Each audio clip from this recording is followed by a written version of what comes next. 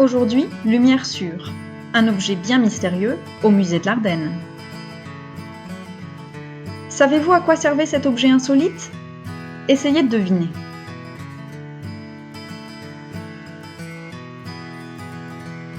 Allez, on vous donne un indice. Il s'accompagne de ce petit silex. Vous donnez votre langue au chat? Voici la réponse. Il s'agit d'un briquet en fer. Il a été découvert dans une nécropole datant du 5e siècle, lors de fouilles à Viromolin. Ce modèle était très courant dans les sépultures à la période mérovingienne.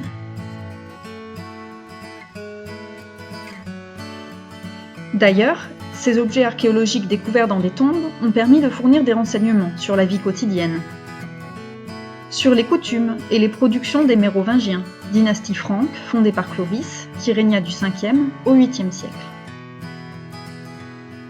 Mais comment faisait-on pour faire fonctionner ce briquet à percussion?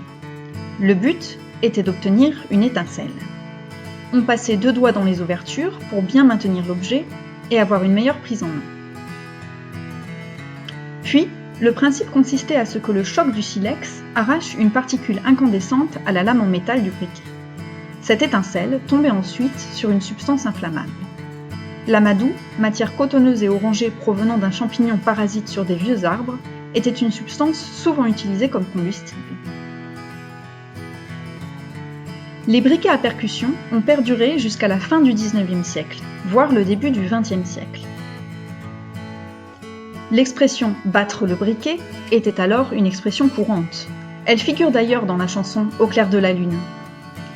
Au clair de la lune, mon ami Pierrot, prête-moi ta plume pour écrire un mot.